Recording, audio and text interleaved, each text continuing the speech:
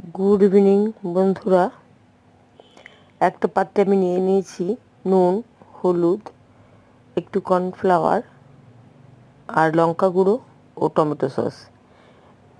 এর মধ্যে আমি আরেকটু কর্নফ্লাওয়ার নিয়ে নিচ্ছি, আরও 3 চামচ নিলাম, আর আগে 1 চামচ নিয়েছিলাম। মোট 4 চামচ কর্নফ্লাওয়ার আর 4টে আলু সেদ্ধ ছোট ছোট। এর মধ্যে নিয়ে নিচ্ছি 1 বাটি সেদ্ধ বাঁধাকপি, ভালো করে চিপে জলটা ফেলে দিয়েছি, আর 2 চামচ মতো ধনেপাতা। ভালো করে মেখে নিলাম। মেখে নিয়ে সেই মিশ্রণের মধ্যে দিয়ে দিলাম 1 চামচ চিনি। চিনিটা অপশনাল, নাও দিতে পারেন। শুকনো লঙ্কার ক্ষেত্রে আপনারা কাঁচা লঙ্কা ব্যবহার করতে পারেন। এইবার এটার মধ্যে দিয়ে দিচ্ছি একটু ধনে জিরে গুঁড়ো, আর দিয়ে দিলাম একটু আদা কুচি। খুব ভালো করে মেখে নেব। মেখে নিয়ে কড়াইতে সাদা তেল দিয়ে তার মধ্যে বড়ার আকারে গোল গোল চ্যাপ্টা চ্যাপ্টা করে এটাকে দিয়ে দেবো।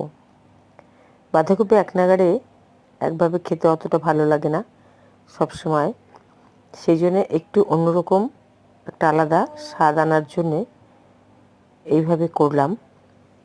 আমরা তো সবাই জানি বাঁধাকপি কীভাবে খেতে হয়, সাধারণত আমরা সবাই খাই এবং খেয়ে থাকি।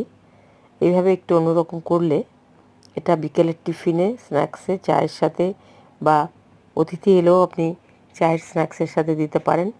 এটার মধ্যে পেঁয়াজ রসুন ব্যবহার করতে পারেন, কিন্তু আমি এটা নিরামিষ করেছি। পেঁয়াজ রসুনটা অপশনাল। লাল লাল করে উল্টে পাল্টে ভেজে নিলাম। দেখো, দেখতে যেমন সুন্দর হয়েছে, খেতেও তেমনি এটা সুস্বাদু হয়। এবার আরও কয়েকটা বড়া দিয়ে দিলাম, আগেরগুলো তুলে নিয়ে।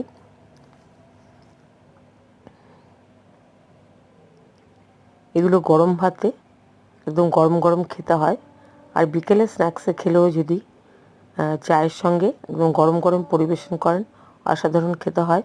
বন্ধুদের অনুরোধ রইল লাইক, কমেন্ট, শেয়ার করার।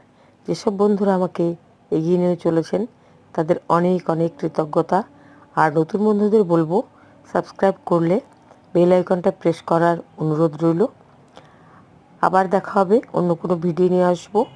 আর এরকম বানিয়ে বানিয়ে খান, খুব মজা পাবেন। শীতের মরশুম এখন। কয়েকটা লঙ্কাও ভেজে নিলাম।